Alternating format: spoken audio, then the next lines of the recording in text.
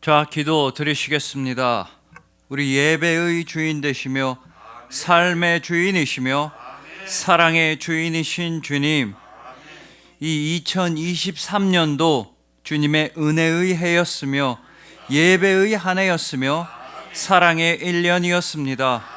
앞으로도 영원토록 주님을 만나고 주님과 동행하기 위해 오늘도 주님을 예배합니다. 우리는 예배자이며 주님은 사랑이십니다. 감사합니다. 거룩하고 완전하신 그 십자가 예배를 통해 우리를 영과 진리의 예배자로 세워주신 우리 주님 예수 그리스도의 이름으로 기도합니다. 아멘. 자, 오늘은 다시 예배의 시간이라는 말씀으로 주님의 은혜를 함께 나누도록 하시겠습니다. 여러분, 손성찬 목사님께서는 사랑하느라 힘든 당신에게 라는 책에서 이런 이야기를 하십니다. 지금으로부터 한 20몇 년이라는 시간이 훌쩍 지났는데도 정말 또렷하게 기억이 나는 일이 하나 있다고 말씀하시는 겁니다. 그 오래전에 목사님과 아주 친한 친구분 중에 한 명이 논산훈련소로 군대 입대를 하게 되셨습니다. 그래서 정말 친한 친구니까 이제 그 친구를 논산훈련소까지 배웅해 주다가 그 친구의 부모님과 함께, 가족들과 함께 친구의 아버지가 운전하는 차를 타고 논산훈련소까지 같이 가게 된 겁니다. 아니, 가뜩이나 사실 친구의 부모님이랑 같이 있으면 좀 어색하고 불편한데 중간에 들어보니까 그 친구네 아버지가 목사님이라는 겁니다. 목사님이라고 하니까 왠지 더 행동이나 말을 조심해야 될 것 같아서 잔뜩 긴장하고 있었는데, 그렇게 고속도로를 쭉 타고 가고 있는데 갑자기 옆에 차가 깜빡이도 켜지 않고 너무 위험하게 앞으로 막 끼어드는 겁니다. 정말 위험해가지고 그 친구의 아버지는 고속도로였는데도 급브레이크를 끽 하고 밟아서 차를 멈추실 정도였습니다. 그러니 차에 탄 모든 가족들의 몸이 앞으로 덜컹덜컹 다 앞으로 쏠리게 되고 정말 종이 한 장 차이로 사고를 면한 위험천만한 그런 상황이었던 겁니다. 그렇게 되자 운전을 하시던 친구의 아버지께서는 위험하게 끼어든 앞차를 향해서 이렇게 냅다 소리를 지르셨습니다. 얘라! 예수님 믿고 천국이나 가라! 지금으로부터 20몇 년이 지난 지금에는 그렇게 친했던 그 친구랑 그날 무슨 대화를 나눴는지, 그 친구랑 어떤 추억이 있었는지 이런 건 하나도 기억이 나질 않는다고 하십니다. 다만 그 친구의 아버지의 그 외침, 예수님 믿고 천국이나 가라, 이 말씀만큼은 정말 생생하게 기억이 난다고 하시는 겁니다. 여러분들이 너무나 잘 아시다시피 평소에는 참 인격도 훌륭하시고 점잖은 분들이 어떻게 이상하게 운전대만 딱 잡았다 하면 굉장히 터프하고 막 난폭하게 변하실 때가 있습니다. 더군다나 이렇게 사고가 날 뻔했다 그러면은 대부분의 사람들이 생명의 위협을 느꼈다고 판단돼서인지 막 욕을 하고 화를 냅니다. 인간으로서의 생존 본능의 위협을 받았다고 생각해서 정말 짜증과 욕을 막 하는 겁니다.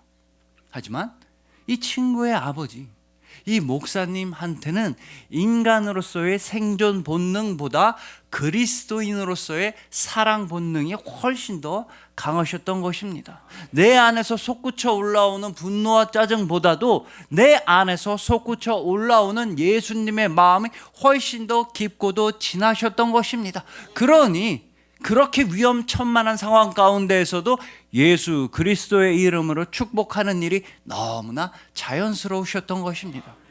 여러분, 그 목사님처럼 우리도 내가 중심이 되는 것이 아니라 내 안에 살아계신 예수 그리스도로만 살아가고 사랑하는 일들이 아주 자연스러워질 때, 그때 여러분들의 삶은 예배가 됩니다. 그리고 여러분의 삶이 예배가 되면 여러분들은 기도가 되고 승리가 되고 능력이 되고 응답이 되는 것입니다. 그렇기 때문에 오늘 이 자리에서 영과 진리로 예배를 드리시는 여러분들은 영원하고 아름다운 저 하늘나라에서의 삶을 오늘 우리의 예배 가운데서 미리 체험하고 있는 중인 것입니다. 바로 여러분들의 예배 가운데 하나님 아버지의 언약은 여러분들의 영혼 안에서 온전히 이루어지고 성취되는 것입니다. 바로 오늘 본문에서도 이런 일 저런 일 좋은 일 나쁜 일 온갖 우여곡절을 다 겪은 끝에 다시 예배의 자리로 나온 여호수아와 이스라엘 백성들이 등장합니다.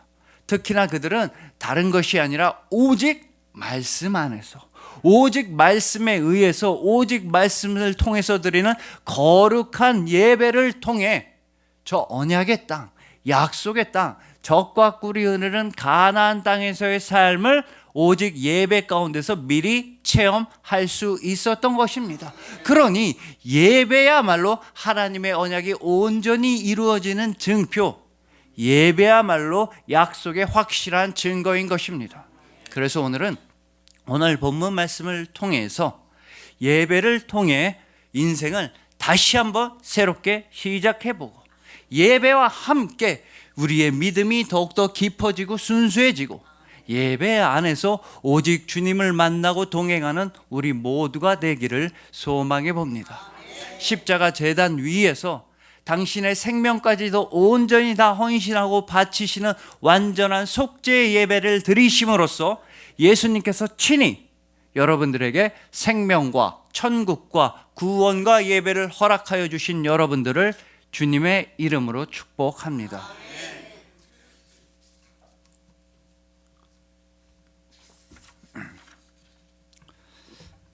자, 먼저 오늘 본문 직전에 여호수아와 이스라엘 백성들에게는 정말 크나큰 사건 두 가지가 있었습니다. 더 정확히 말씀드리자면 정확히 반대되는 양상의 전투가 두 번 있었고 그 두 번의 전투를 통해 이스라엘 백성들은 굉장히 중요한 깨달음을 얻게 됩니다.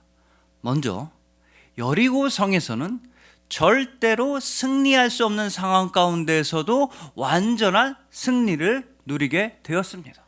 반대로 아이성에서는 절대로 패배할 수 없는 상황이었는데 완전한 패배를 경험하기도 했습니다. 그래서 그 두 번의 전투를 통해 이스라엘 백성들은 하나님 말씀에 순종하면, 하나님께서 시키시는 대로 하면 승리하는구나, 살아남을 수 있고 영광을 맛볼 수 있구나.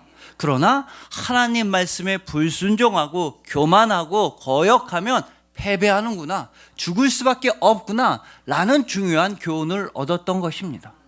더군다나 여러분, 여리고성과 아이성 그 두 번의 전투는 언약의 땅, 젖과 꿀이 흐르는 가나안 땅을 본격적으로 차지하고 점령하는 과정에 있어서 가장 초입에 있었던, 가장 최초로 있었던 전투였습니다. 그러니 그 두 번의 전투를 통해 이스라엘 백성들은 앞으로 남은 언약의 땅 전체를 다 차지하기 위해서는 하나님한테 어떻게 순종하는지를 배울 수 있었던 귀중한 수업 시간이었으며, 더 나아가서 언약의 땅에 들어가서도 평안하고 안전하고 승리하면서 살아남기 위해서는 얼마나 열심히 신앙생활을 해야 하는지를 배울 수 있는 귀중한 수업 시간이었다는 것입니다. 자, 이런 귀중한 수업 시간들과 여러 가지 일과 복잡한 상황들이 다 지나간 후에 여호수아와 이스라엘 백성들은 예배의 자리로 나왔던 것입니다. 온갖 좋은 일과 나쁜 일과 우여곡절을 다 겪은 끝에 예배로 나왔습니다. 여리고성에서는 영광과 승리도 누려봤으며 반대로 아이성에서는 가장 처절한 패배와 절망도 느껴봤습니다. 그 모든 일이 있은 후에 그들의 결론은 역시나 예배였다는 것입니다. 여러분, 그들과 마찬가지로 우리 인생에서도 우여곡절과 오르막길 내리막길이 다 있습니다. 길 가는 사람 붙잡고 물어보면 눈물 없이 들을 수 없는 사연 곡절 없는 사람 아무도 없습니다. 우리에게도 정말 복잡하고 여러 가지 힘들고 좋았던 일, 여러 가지 일들이 있어 왔습니다. 그러나 여러분들이 절대로 잊어서는 안 되는 사실은 여러분들의 삶 전체의 출발점은 바로 예배였으며 여러분들 삶의 도착점도 예배라는 사실입니다. 여러분들의 삶 전부는 오로지 예배이며 언제나 다시 예배의 시간이라는 것입니다. 특히나 이 우리의 믿음의 길에서 길을 잃어버리지 않고 좌로나 우로나 헤매지 않고 오직 표대 되시는 예수 그리스도만 향해서 나아가기 위해서는 예배가 필수적이라는 측면과 관련해서 우리는 뇌과학자들의 이야기도 들어볼 필요가 있습니다. 여러분, 뇌를 연구하는 과학자들에 의하면 이 사람의 뇌는 부정의 개념을 이해하지 못한다는 겁니다. 이게 좀 어려운 말이니까 좀 더 쉽게 설명드리면, 사람의 뇌는 부정의 개념, 부정적인 명령을 받아들이질 못한다는 겁니다. 진짜 쉽게 설명해 드려서, 사람 보고는 어떤 일 하지 말라고 하면 꼭 그 하지 말라는 일만 사람들은 골라서 더더 한다는 겁니다. 그런 대표적이고도 여러분들이 잘 아실 만한 예로서는 코끼리 이야기가 있습니다. 여러분, 어떤 사람한테 계속해서 코끼리에 대해서만 생각을 하게 하려면, 그 사람이 코끼리 생각만 하게 하려면 뭐라고 말해야 한다고 합니까? 그 사람한테 가서 너 앞으로 절대 코끼리는 생각하지 마, 다른 생각 다 해도 좋은데 절대로 코끼리는 생각하지 마, 이렇게 말하면 됩니다. 그러면 그 사람은 절대 코끼리는 안 돼, 코끼리 생각 안 해야지, 코끼리 생각 안 해야지, 이러다 코끼리에 관련된 생각만 하게 된다는 겁니다. 그래서 사람들한테는 어떤 말을 하고 명령을 할 때는 부정적인 방식으로, 나쁜 일 하지 마라, 이거 하지 말라는 방식보다는 긍정적인 방식으로 목표를 정해서 이런 일을 해라 라고 말해주는 게 훨씬 더 효과적이라는 겁니다. 예를 들어서 진짜 똑같은 말인데도, 완전히 똑같은 내용인데도 어린아이들한테 횡단보도에서는 빨간불에 건너면 안 돼, 이렇게 말하는 것보다는 횡단보도에서는 초록색 불에 건너야 맞아, 이렇게 말해주는 편이 어린아이들이 횡단보도 신호를 훨씬 더 잘 지키게 된다는 겁니다. 그래서 이 뇌과학자들에 의하면 다이어트에 실패하는 많은 분들도 바로 이 지점에서 실패한다는 겁니다. 여러분, 다이어트를 시작하고 돌입하는 분들은 보통 이렇게 결심을 합니다. 나 진짜 살 빼야지, 나 오늘부터 탄수화물 안 먹어, 쌀밥 안 먹을 거야, 오늘 밤에부터 야식 치킨 안 먹어, 빵도 안 먹을 거야, 이렇게 생각을 합니다. 근데 문제는 나 오늘부터 밥 안 먹어, 밥을 절대 안 먹어, 이렇게 생각하다 보면 계속해서 쌀밥 생각만 납니다. 김치찌개에 공깃밥, 된장찌개에 공깃밥, 삼겹살에 쌀밥, 비빔밥에도 밥을 추가할까, 이렇게 계속 밥 생각만 납니다. 나 오늘 절대 치킨 안 먹어야지, 이렇게 마음을 먹다 보면 머릿속으로는 치킨이 브랜드별로 종류별로 온갖 맛이 다 떠오르게 됩니다. 나 절대 빵 안 먹어야지 이러면서 빵 봉지를 뜯고 있는 자신을 발견하게 되는 것입니다. 그래서 어떤 일을 하지 말자, 그거 하지 말자 라고 마음을 먹기보다는 오히려 표대와 목표를 확실하게 정해서, 예를 들면 교회 봉사 열심히 하자, 착한 일 많이 하자, 이렇게 목표를 정해서 확실하게 생각하는 게 훨씬 더 좋다는 겁니다. 이런 사실을 이미 고도로 훈련이 잘 된 비행기 조종사들, 파일럿들은 이미 다 알고 있다는 겁니다. 그래서 그 비행기 조종사들은 훈련을 할 때든 실제 비행을 할 때든 예상치 못한 장애물이 나타난다 그러면 장애물 피해야지, 저 장애물에 부딪히면 안 되는데, 이런 방식으로 생각 자체를 안 한다는 겁니다. 그렇게 생각하다 보면, 장애물 피해야지 이렇게 하다 보면 장애물만 더 크게 보이고 장애물만 의식돼서 오히려 장애물에 부딪힐 사고 위험이 더 올라간다는 겁니다. 스키 선수들도 마찬가지입니다. 그 빠른 속도로 산비탈을 활강해서 내려오다가 나무가 보이면 나무 피해야지, 나무 어떡해, 이런 생각은 절대 안 한다는 겁니다. 그렇게 생각하다 보면 나무에 부딪힐 확률이 오히려 높아집니다.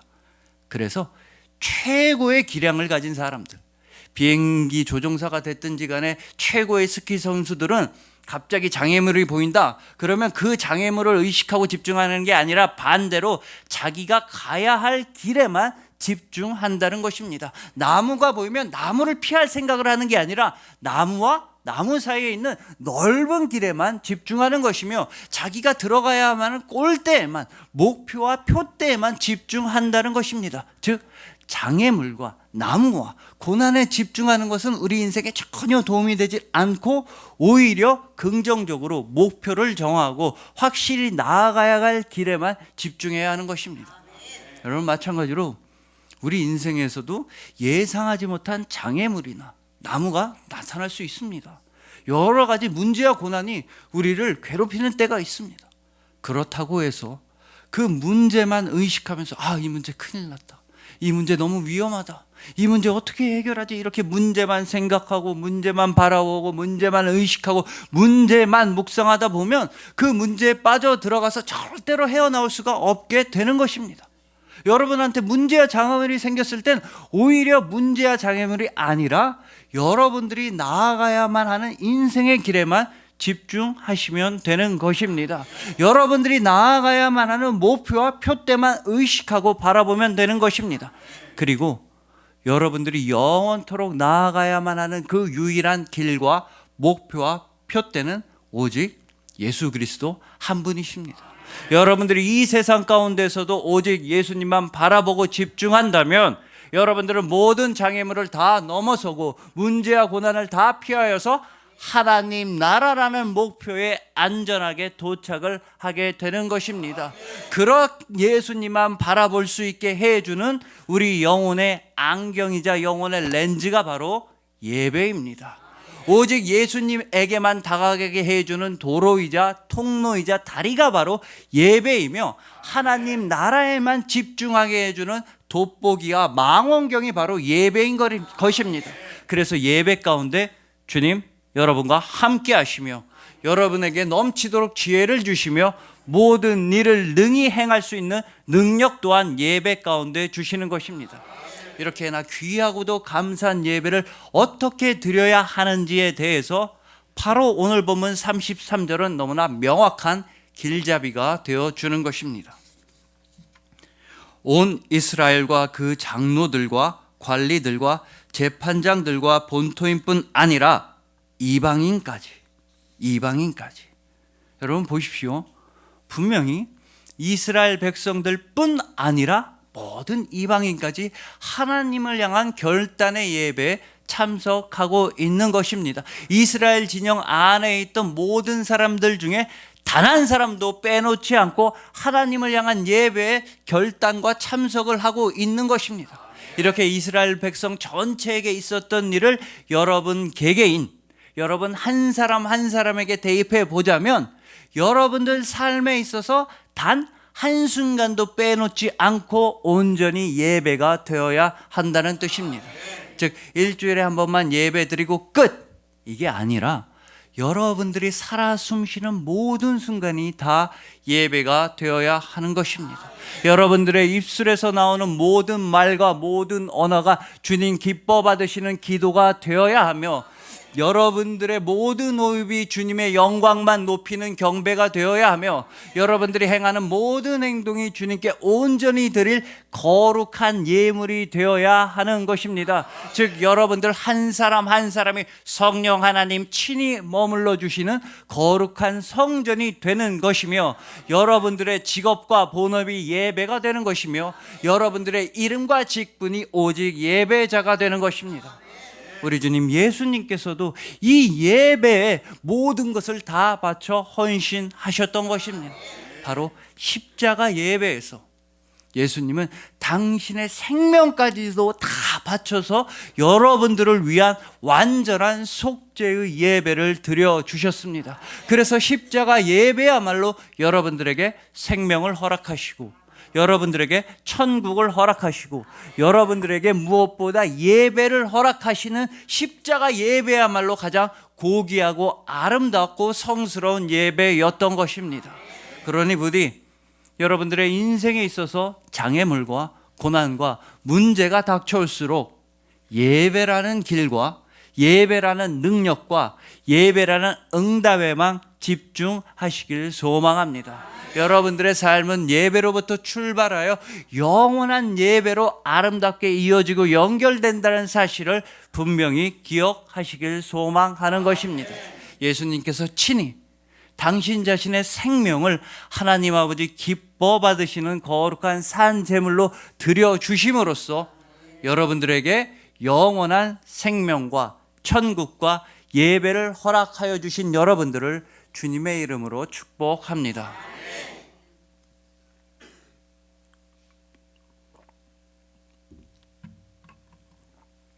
자, 다음으로 오늘 본문에서 이스라엘 백성들은 그리심산과 에발산이라는 이 두 개의 산에서 나눠져서 예배를 드리고 있습니다. 그런데 이 두 개의 산 가운데서 여호수아는 바로 이 산 위에 하나님을 위한 제단을 쌓았다고 본문 30절은 증언합니다. 그때 여호수아가 이스라엘의 하나님 여호와를 위하여 에발산에 한 제단을 쌓았으니. 자, 여러분 보십시오. 여호수아는 분명히 에발산 위에 하나님을 위한 제단을 쌓았습니다. 그러면 이 에발산은 과연 어떤 산인지, 또 나머지 그리심산은 과연 또 어떤 산인지에 대해서 이미 모세는 신명기 27장 12절과 13절에서 이런 말씀을 전했던 것입니다. 너희가 요단을 건넌 후에 시므온과 레위와 유다와 이사갈과 요셉과 베냐민은 백성을 축복하기 위하여 그리심산에 서고, 르우벤과 갓과 아셀과 스불론과 닷과 납달리는 저주하기 위하여 에발산에 서고. 여러분 보십시오. 오늘 본문 이전에 이미 신명기에서 이미 모세는 오늘 본문의 예배에 대해 이미 명령을 내린 것입니다. 특히나 우리가 주목해야 할 점은 이스라엘 백성들을 둘로 나눠서 절반은 그리심산에, 절반은 에발산으로 가라고 했다는 것입니다. 이스라엘 백성들이 절반이 그리심산에 간 이유는 이스라엘 백성을 축복하기 위해서입니다.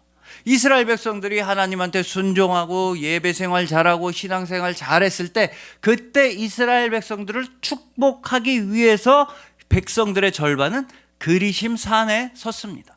그리고 나머지 절반은 저주하기 위해서 에발산으로 갔던 것입니다. 이스라엘 백성들이 하나님 말씀에 불순종하고 거역하고 신앙생활, 예배생활을 잘 안 하면 그때 이스라엘 백성 전체를 저주하기 위해, 재앙의 말씀을 선포하기 위해 이스라엘 백성들 중에 절반은 에발산으로 갔던 것입니다. 그렇게 해서 오늘 본문에서 이스라엘 백성들은 그리심산과 에발산으로 나누어서 있었는데, 문제는 여호수아는 분명히 재앙과 저주의 말씀을 선포하는 에발산 위에 하나님을 위한 제단을 쌓았다는 것입니다. 우리식으로 말해보면 정말 사람들이 싫어하고 소문도 안 좋고 다 가기를 꺼려하는 그런 동네를 굳이 골라서 그곳에 교회를 세운 것입니다. 그렇다면 여러분, 여호수아는 도대체 왜 행복과 축복의 말씀을 선포하는 그리심산이 아니라 저주와 재앙의 말씀을 선포하는 에발산 위에 하필이면 하나님을 위한 제단을 쌓았던 것일까요? 이에 대해서 신학자들은 여러 가지로 추측과 주장을 해왔습니다. 일단 가장 많은 주장은 아무래도 불순종했을 때 당하게 되는 저주와 재앙이 정말 무서우니까 저주와 재앙 당하지 말라고, 하나님한테 죄악을 저지르지 말라는 그런 이유에서 일부러 에발산 위에 제단을 쌓았다라는 주장이 제일 많습니다. 그리고 나머지 주장들은 이 에발산이 더 높은 산이라는 겁니다. 이 에발산이 실제로 그리심산보다 해발 60m 정도 더 높은 산이기 때문에 에발산 위에 하나님을 위한 제단을 쌓았다는 주장도 있습니다. 또 다른 주장은 그리심산은 남쪽에 있는 산이고 에발산은 북쪽에 있는 산이라 방위적으로 에발산 위에 제단을 쌓았다는 주장도 있습니다. 어쨌거나 확실한 사실은 여호수아가 이렇게 저주와 재앙이 선포되는 에발산 위에 제단을 쌓음으로써 이스라엘 백성들은 한 가지 사실을 확실하게 깨닫는 계기가 되었다는 것입니다. 아, 우리는 아직도 부족하구나.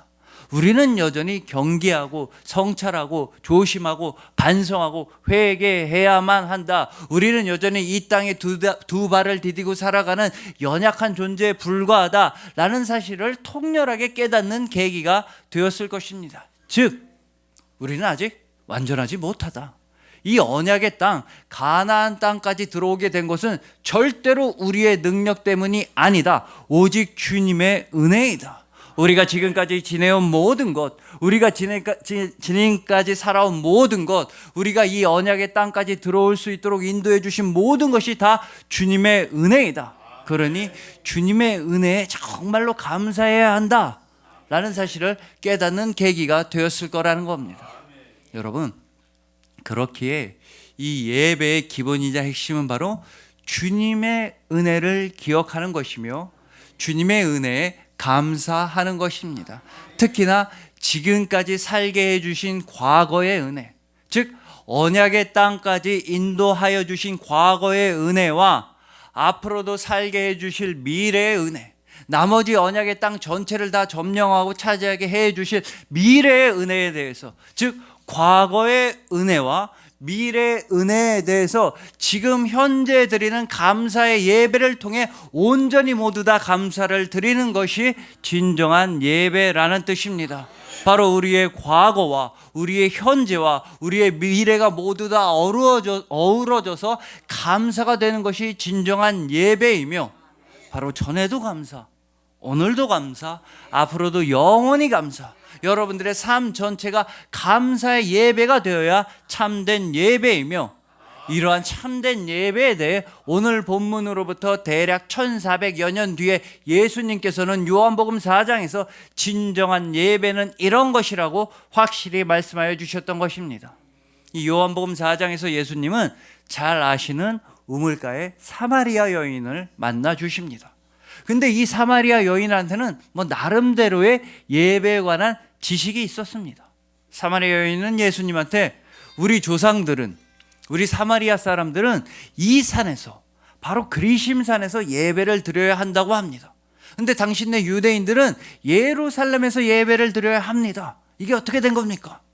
그러자 예수님께서는 그 여인에게 참된 예배란 무엇인지 요한복음 4장 21절에서 정확하게 말씀해 주셨습니다.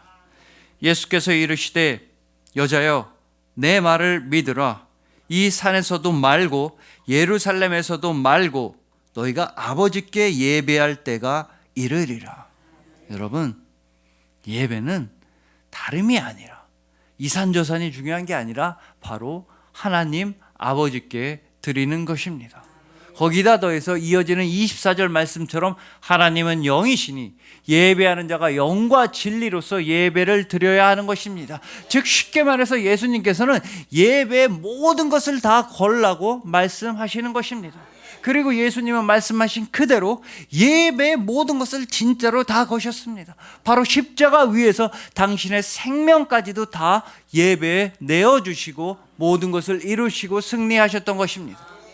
여러분, 오늘 본문에서 여호수아는 분명히 저주와 재앙의 말씀이 선포되는 에발산 위에 하나님을 위한 제단을 쌓았습니다. 그러나 예수님께서는 그 에발산보다 훨씬 더 심한, 바로 온 세상에서 가장 저주스럽고 가장 버림받고 가장 경멸당하는 산이었던 바로 갈보리 산 위에 예수님은 제단을 쌓으셨던 것입니다. 바로 예수님은 나무 십자가로서 제단을 쌓으시고 가장 중요하게는 당신 스스로를 제물로 바치심으로써 십자가 예배를 드리셨던 것입니다. 예수님은 정말로 예배의 모든 것을 다 거셨습니다. 그래서 이 십자가 예배야말로 하나님 아버지께 드리는 예배의 모범이며 영과 진리로 드리는 예배의 결정판인 것입니다. 예수 그리스도의 십자가 예배를 통해 영이신 하나님 아버지의 생명의 영과 구원의 영과 평안의 영이 여러분들에게 임하게 되었던 것입니다.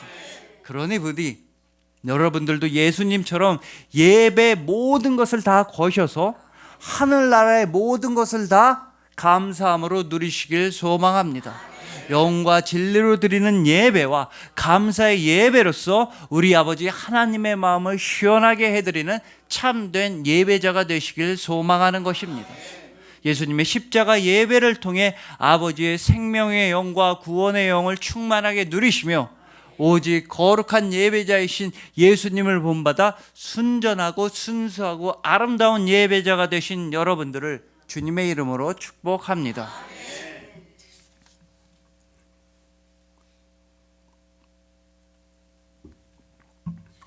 자, 이제 마지막으로 오늘 본문을 보시면 계속해서 등장하고 계속해서 반복되는 말씀, 단어가 하나 있습니다. 그건 바로 하나님의 말씀입니다. 말씀. 본문 31절을 보시면 모세가 전에 명령한 대로, 모세가 기록한 율법대로 그대로 예배를 드렸다고 합니다. 32절에서도 모세가 기록한 율법을 돌에 새겼다고 하며 33절에서도 모세가 전에 명령한 대로 두 개의 산에 나눠서 예배를 드렸다고 합니다. 34절에서도 모세의 율법책이란 단어가 등장하며 35절에서도 모세가 명령한 대로 다 순종했다. 모세가 전에 말씀한 대로 다 그대로 행하였다라는 것입니다. 그러므로 오늘 본문의 예배는 바로 모세를 통해서 주신 오직 하나님의 말씀 안에서만 온전히 이루어지는 예배였다는 것입니다. 그리고 여러분, 이렇게 진정한 예배라는 것은 다름이 아니라 말씀에 의해서, 또한 말씀을 따라서, 또한 말씀을 위해서 드려지는 예배인 것입니다. 그러나 여러분들이 잘 아시는 대로 너무나 안타깝게 오늘 본문 이후로 이스라엘 백성들의 삶은 예배의 삶으로부터 점점 멀어져 갔습니다. 감사와 순종은 어느새 사라지고 불순종과 불평과 우상숭배와 죄악으로 가득 차게 되었던 것입니다. 그렇게 죄악으로 가득 차게 되자 그리심산의 축복이 아니라 에발산의 저주와 재앙이 그들에게 임하게 되었습니다. 말하자면 믿음의 조상인 아브라함의 길을 따라 영원한 언약을 얻은 것이 아니라 육신의 조상인 아담의 길을 따라서 언약의 땅에서 완전히 쫓겨나게 되었던 것입니다. 자, 그리고 우리가 이렇게 말씀을 잃어버리게 되자 그 말씀을 회복시켜 주시기 위해서 오히려 하나님의 말씀이 이 땅에 찾아오셨습니다. 우리가 말씀대로 살지 못하고 우리가 말씀으로부터 등을 돌리고 우리가 말씀을 거부하니까 오히려 하나님의 말씀이 우리와 똑같은 육신을 입으시고 오히려 하나님의 말씀이 우리에게 다가와 주시고 오히려 하나님의 말씀이 우리를 끝까지 붙들어 주셨으니 바로 하나님의 말씀이신 예수 그리스도이십니다. 여러분, 그렇기 때문에 진정한 예배라는 것은 기록된 말씀 안에서 선포되는 말씀을 통해서 살아계신 말씀을 향해 나아가는 거룩한 여정이 바로 예배인 것입니다. 즉, 기록된 말씀 안에서, 기록된 말씀, 바로 성경 말씀 안에서 성경 말씀이 근거와 근원이 되어서 선포되는 말씀, 바로 설교 말씀, 선포되는 설교 말씀을 통해서 살아계신 말씀, 영원토록 살아계신 하나님의 말씀, 예수 그리스도를 만나고 경험하고 체험하고 사랑하게 되는 그 거룩한 여정이 바로 예배인 것입니다. 바로 그래서 오늘 이 자리에서 영과 진리로 예배를 드리는 바로 여러분들에게 영원토록 살아계신 말씀, 영원한 생명의 말씀, 영원한 부활의 주님 예수 그리스도께서 이 예배 가운데 여러분들을 만나주시고 안아주시는 것입니다. 우리 주님 예수님께서는 여러분들을 영원토록 하늘나라에 거하게 해주시려고 부활하셨으며 여러분들에게 그리심산의 축복으로만 충만하게 채워주시기 위해 예수님은 부활하셨으며 무엇보다 여러분들로 하여금 영과 진리와 감사와 거룩의 예배자가 되게 하시려고 예수님은 죽음에서 부활하셨던 것입니다. 그렇기 때문에 예배와 함께 여러분의 삶이 부활합니다. 예배를 통해서 여러분들의 믿음이 깊어지고 성숙해지게 됩니다. 바로 예배 안에서 여러분들은 그리스도 예수 안에 있는 새로운 피조물이 되었던 것입니다. 여러분들은 이 세상의 그 무엇보다도 예수 그리스도의 사랑을 받는 귀하고도 아름답고도 영원한 사랑의 예배자들이신 것입니다. 그리하여 그 어떤 장애물과 문제와 고난과 역경이 닥쳐온다 할지라도 오직 예배라는 길과 예배라는 능력과 예배라는 응답에만 집중하셔서 하나님 나라의 승리를 풍성하게 누리시는 복된 예배자이신 여러분들, 영과 진리로 드리는 예배로서, 감사의 예배로서 하나님 아버지를 영화롭게 해드리는 참된 예배자이신 여러분들, 오직 기록된 말씀인 성경 말씀 안에서 선포되는 말씀인 설교 말씀을 통해서 살아계신 말씀이신 예수 그리스도를 만나고 체험하고 사랑하시는 오직 말씀의 예배자이신 여러분들을 진심으로 사랑하고 축복합니다. 기도드리시겠습니다. 우리 예배의 주인 되시며 삶의 주인이시며 사랑의 주인이신 주님, 올 한 해에도 우여곡절이 많았지만 결국은 이렇게 예배의 자리로 불러주시니 감사합니다. 앞으로도 또 많은 일이 있겠지만 그래도 끝끝내 예배자로 세워주시니 참으로 감사합니다. 예배가 있어 참 행복한 1년이었습니다. 가장 버림받고 가장 저주받은 그 갈보리 산 위에 나무 십자가로 제단을 쌓으시고 당신 자신을 온전한 예물로 드리신 예수님을 따라서 이제 우리도 우리 자신을 온전히 주님 손에 올려드립니다. 부족하고 연약하고 아파하는 우리도 기뻐 받으시는 그 은혜가 우리의 소망이요 자랑입니다. 죽음에서 부활하신 예수 그리스도의 이름으로 기도하며 승리하며 예배하며 나아갑니다. 우리는 예배자이며 주님은 사랑이십니다.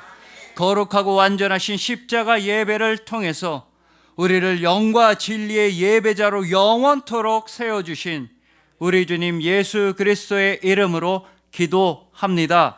아멘.